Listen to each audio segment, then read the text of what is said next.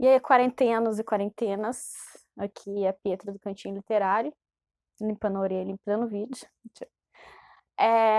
E hoje eu vim falar de um assunto que não é livro. Não sei nem se vai ter vinheta aí nesse vídeo, mas eu senti a necessidade de fazer porque é uma situação que eu passo, uma situação que eu vejo muita gente passando e parece que as pessoas ainda não entenderam a gravidade disso. Lembrando que eu não sou profissional da área e tudo que eu falar aqui vai ser baseado na minha experiência de vida. Para quem não sabe, eu tenho 25 anos e eu moro no interior de São Paulo, uma cidadezinha chamada Campos do Jordão. Lugarzinho frio, odeio. Mas enfim. E sim, eu sou diagnosticada com crise de ansiedade. Esse processo não é recente. Eu sou uma pessoa agitada, assim, desde pequena. Eu fui filha única, eu sou a irmã mais velha, sou a prima mais velha, então eu fui muito estimulada. E tudo tem o seu lado bom e o seu lado ruim. Eu cresci em creche, né? Eu sempre tive interação com outras pessoas, porém eu aprendi a ler e escrever em casa, por vontade mesmo por vontade de querer. Minha avó, ela comprava gibizinho pra mim e meu padrasto aproveitou a situação e me ensinou a ler e a escrever. Quando eu entrei na primeira série, eu já era alfabetizada e isso, pra mim era bem bacana, porque eu conseguia ajudar os meus colegas que tinham dificuldade em alguma coisa. Da primeira à quarta série, eu estudei num colégio de freira, então lá a gente tinha bastante interação com as outras pessoas, eu ficava no período integral, e eu descobri a parte da dança e do teatro. Então eu comecei a fazer dança com 7 anos de idade. E à tarde eu estudava. O segundo ano foi um ano normal, eu era uma criança normal. Até que no terceiro ano a gente começou a ter interação com deficientes auditivos. Então eu passei 2 anos aí, no caso que seria a terceira e a quarta série, com uma mocinha que ela tinha deficiência auditiva. Então alguns alunos foram selecionados para poder acompanhar o rendimento desses alunos, para poder ajudar esses alunos nas tarefas, nas atividades de sala de aula. Só que eu era uma criança assim, não tinha. Eu me vestia com roupa normal para poder ir pra escola, né? Eu sempre tive cabelo curto, porque eu tenho muito cabelo e minha mãe não tinha muita paciência para poder lidar com aquela quantia de cabelo, então eu sempre tive cabelo curtinho. Já cheguei a ter o cabelo Joãozinho, né? Que é tipo o cabelo da Sandra Nemberg, que é uma jornalista, pra quem não sabe, vai ter uma foto dela. E vai sim. E aí, meu pai, ele resolveu me trocar de escola. Então eu fui estudar numa cooperativa, que era paga, e eu tinha meia bolsa. Eu cheguei lá nessa escola e muitas pessoas que estudavam comigo nessa escola de freira, da primeira à quarta série, também foram para essa escola. Mas eu me distanciei um pouco, essas pessoas se distanciaram um pouco, porque tinham outras pessoas, enfim, eu nunca fui de ficar babando ovo para ninguém. Só que foi um choque de realidade para mim, porque pessoas vestindo roupas diferentes, já com cabelo comprido, as meninas já com aparelho, assim, eu sempre fui muito magra também, então as meninas já tinham corpo só que para mim aquilo era irrelevante. O que eu não sabia é que para outras pessoas isso não era irrelevante. Bullying, eu não digo que eu cheguei a sofrer um bullying, assim, violento, né, até porque naquela época, por incrível que pareça, 12 anos atrás, não existia esse termo. Mas eu já passei por algumas brincadeiras que para algumas pessoas eram divertidas e para mim não. Por exemplo, amarrar o cadarço do meu tênis na carteira e quando eu levantava eu caía junto com a carteira. Pessoas super maduras enfim, empáticas que eu estudava.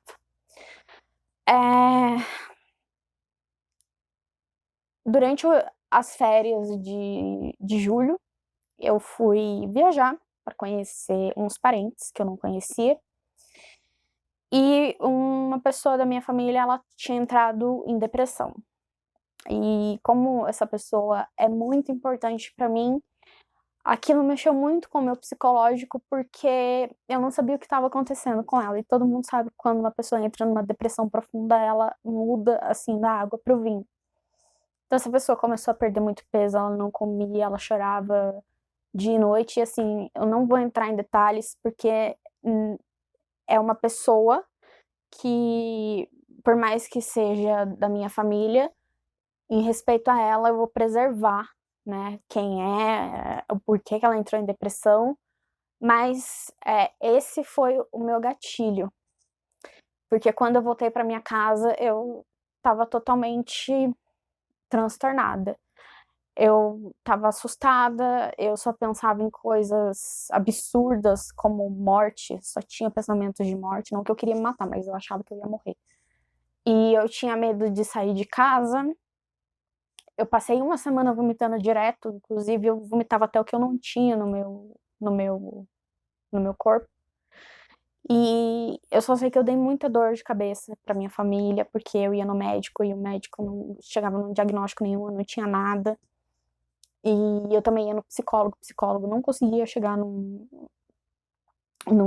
aí não conseguia chegar no que estava acontecendo. E aí eu voltei pra escola. Em muitos momentos eu tinha que sair da sala de aula, porque aquela sensação de mal-estar, de falta de ar, às vezes vinha, mas eu pedia para ir beber água, eu pedia para ir ao banheiro e eu não contei isso para ninguém da escola, porque eu achava que realmente não tinha. Eu não sabia o que estava acontecendo. Enfim, com o tempo eu fui ocupando a minha cabeça, coloquei aparelho, porque eu tinha o dente bem torto, meu cabelo foi crescendo, e a minha avó me matriculou numa academia de dança. Então, juntando aí os tempinhos, eu tenho 10 anos aí de dança.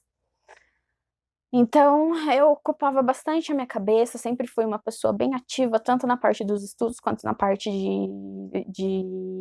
assim, na parte física. Eu nunca fui fissurada, mas eu sempre gostei de fazer exercício físico, sempre ia a pé dos lugares para minha casa, da minha casa para os lugares. Enfim, sempre tirei a nota boa, exceto em matemática, mas daí fica pra outra. Gente, eu não sou pessoa de exatos, não adianta, não gosto. Mas a parte de leitura sempre teve presente. Mas por mais que eu não gostava de exatos, nunca repeti de ano, passei tranquilo. Não fui atrás de uma faculdade assim, já instantaneamente, porque eu não sabia o que eu queria fazer. E mesmo depois eu passei por 3 faculdades ainda sem. Eu comecei e vi que era aquilo que eu não queria fazer e parei. E eu não vejo problema nenhum nisso. Tem gente que fala assim, é um desperdício de dinheiro. Tá bom, mas antes um desperdício de dinheiro no começo do que você desperdiçar um dinheiro e chegar no final da faculdade, né, o que você quer fazer. Hoje eu faço o que eu gosto, faço até 2 cursos, que é estética e podologia, e tô feliz fazendo isso. Me formei, comecei a trabalhar. Aqui, o comércio daqui é totalmente diferente do comércio de outros lugares. Então aqui, por exemplo, para você trabalhar e estudar é extremamente difícil, porque das 7 horas da noite você tá dentro de uma loja ainda trabalhando. Então muita gente tem uma visão fantasiosa, uma visão assim de conto de fada sobre Campos do Jordão, mas não é nada disso. É só assim para quem é de fora e durante a temporada. Para quem mora aqui, a situação é um pouquinho diferente. E eu sempre trabalhei, eu trabalhei tanto de vendedora, assistente administrativa, operadora de caixa, porque isso para algumas pessoas pode parecer certo ou errado, mas eu via que começava muita fofoca, muita coisinha, eu pedia para sair porque eu sabia que aquilo ia fazer mal para mim mais cedo ou mais tarde. Em 2016 eu passei por uma situação em que eu perdi o meu avô e tudo aquilo que ficou guardado veio à tona. E aí me explodiu uma crise de ansiedade. E, gente, até desenvolver a crise de ansiedade, até eu conversar com a minha família. E em momento algum a minha família falou assim: "Não, você não tem crise de ansiedade". A minha família, ela nunca falou assim: "Isso é falta de Deus". A minha família, assim, foi realmente o apoio que eu precisava. Só que, né, às vezes quando é uma pessoa zoando você, é outra. Depois de um bom tempo aí tentando segurar, tentando entender o que estava acontecendo, eu falei: "Mãe, eu preciso de ajuda profissional". Eu fui num psiquiatra. No começo estava tudo tranquilo, né, obviamente que não é só remédio, eu tomo medicamentos até hoje, mas aí entra a parte de exercício físico, entra a parte para mulher, principalmente, às vezes ela toma algum anticoncepcional e começa a dar algum dar ruim aí com os psicotrópicos que ela tá tomando, entra a parte da TPM também, então foi muito difícil ajustar tudo isso. Só que esse psiquiatra, ele começou com uma dose baixa e depois aumentou a minha dose, assim, pra gente, eu fui ver, eu tava tomando remédio pra fumante e pra pessoas com crise de epilepsia, e eu não fumo e não tenho crise de epilepsia. E só que durante esse processo que eu fui tomando esses remédios e era tudo manipulado, eu fui ficando muito apática, eu fui ficando muito, tipo marionetezinha, entendeu? O meu cérebro, ele não tinha uma coordenação, assim, pra poder falar: "Olha, isso aqui tá certo ou isso aqui tá errado". Não que eu saía fazendo algazarra por aí, não é isso. Mas eu via as coisas e eu não conseguia demonstrar algum tipo de sentimento ou demonstrar algum tipo de, sei lá, de reação diante aquilo. Tanto que, durante esse processo eu sofri um acidente de moto na Dutra. Eh, Realmente não era a minha hora, porque todo mundo sabe como é que é um acidente de moto, principalmente na Via Dutra. Eu acabei caindo no canteiro e fraturei o meu braço. E a pessoa que estava comigo, ela era extremamente abusiva, só que o meu cérebro, ele não assimilava isso. E aí teve uma hora que eu tive peraí, tá tudo errado. Em momento algum durante o acidente ou durante a minha recuperação, eu tive uma crise de ansiedade, eu procurei, né, manter a cabeça mais limpa possível, porque o que eu senti naquela hora foi muita gratidão, porque eu poderia ter morrido, mas não morri. Graças a Deus eu me livrei dessa pessoa. Ela também se machucou, ela também quebrou o ombro, só que ela pôde operar. Eu não pude operar porque eu tive uma fratura cominutiva.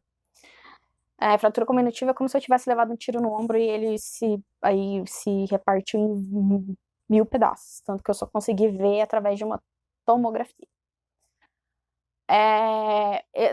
Durante esse tempo eu fiquei um pouco fora, né? Eu fui morar em São José dos Campos, daí eu voltei pra cá, pra Campos do Jordão. E minha ansiedade oscilando. Minha ansiedade, ela oscilava, tinha dia que eu tava bem, tinha dia que eu não tava, tinha dia que, enfim. Então, eu resolvi trocar de psiquiatra, o outro psiquiatra também não surtiu resultado. Estou no meu terceiro psiquiatra, já faz alguns meses. Eu sinto que o remédio tem dado uma segurada, mas muito, muito vem de mim, muito tem que vir de mim, da minha cabeça. A gente tem um controle mental, só que a gente não sabe usar. E por que eu tô falando sobre isso? Porque tá todo mundo fechado dentro de casa. E eu sei que deve ter gente aí subindo pelas paredes. E porque como eu acompanho muito o YouTube, eu já vi várias blogueiras com milhões de inscritos falando sobre isso, e elas simplesmente começam a chorar, ou elas começam sei lá, você vê a expressão delas mudando durante o vídeo de tão difícil que é pra elas poder falar sobre isso. Eu entendo o porquê algumas pessoas chegam a tirar a própria vida por conta de uma doença psicossomática. Eu entendo porque pessoas se cortam. Eu entendo porque pessoas têm gatilhos, porque realmente é uma dor que você não é uma dor, tipo assim, tô com uma dor nas costas, eu vou lá no fisioterapeuta, eu vou lá e tomo um remédio e a dor passa. É uma dor que fica ali te acompanhando e ela te sufoca, né? A ansiedade, cada um sente alguma coisa. Eu sinto muita falta de ar, ou eu começo a chorar, eu fico extremamente irritada. Então, assim, se você tá passando por uma situação dessa hoje, busque ajuda. Você não é o único que tá passando por isso. Muita gente passa por isso e não sabe. Muita gente passava por isso antigamente também não sabia. Se alguém fala pra você que é falta de Deus, entra por um ouvido e solta pelo outro. Até porque na própria Bíblia, quando Jesus ia ser crucificado, ele passou por um sintoma psicossomático que ele suou sangue. Algumas pessoas suam sangue em momentos de nervosismo. Então, assim, para quem tiver alguma dúvida, é só pesquisar. Eu não vou entrar nessa parte da religião, porque isso dá uma treta terrível. E o que eu não quero é arrumar treta. Eu só quero realmente passar esse recado para vocês de que vocês não estão sozinhos. Por mais que vocês se sintam sozinhos, vocês não estão sozinhos. Às vezes eu sei que dá vontade de acabar com tudo e falar assim, não chega, não quero mais passar por isso.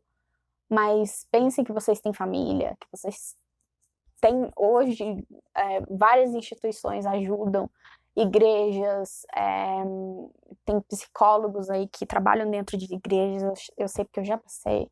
Então, assim, você que não tem dinheiro, procura aí o CAPS da sua cidade. Só não vai fazer bobeira, tá? Porque eu acho que se algo foi dado a você, você não deve tirar, né? Eu acho que a vida é muito preciosa e a gente tem que cultivar, a gente tem que viver um dia após o outro, conforme a nossa condição, né? Não tô falando para você abaixar a cabeça, assim, não, eu tenho isso e eu não vou tratar. Então, por conta dessa quarentena, por conta desse número aí de mortes que a gente vê todo dia, eu resolvi fazer esse vídeo.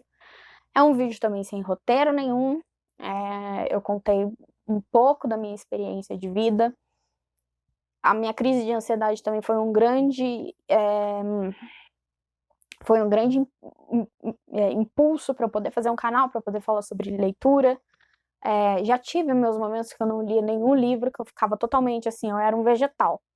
E tem dia até hoje que eu sou um vegetal. Tem dia que eu fico na cama e não quero levantar nem por decreto. Mas eu preciso me forçar a fazer isso. Porque se eu não fizer isso, ninguém vai fazer. Por quê? Porque as pessoas ficam falando, olha, mas você tem que levantar isso, só te irrita mais ainda. Porque você sabe que você tem que fazer, mas você não quer fazer. É meio confuso, mas é mais ou menos assim. Então, eu tenho um Instagram que é pietra.viterbo. Quem se sentir à vontade para conversar comigo sobre assunto, pelo menos para desabafar, pode falar. Se alguém quiser deixar alguma coisa no comentário, pode deixar também. Eu só peço que respeitem a minha experiência ou a experiência de outras pessoas. Se vocês discordarem de alguma coisa que eu falei, ok. Isso não me torna dona da razão, nem vocês donos da razão. São só opiniões diferentes, pontos de vista diferentes, experiências diferentes. E eu espero. Nossa, eu espero que vocês fiquem bem.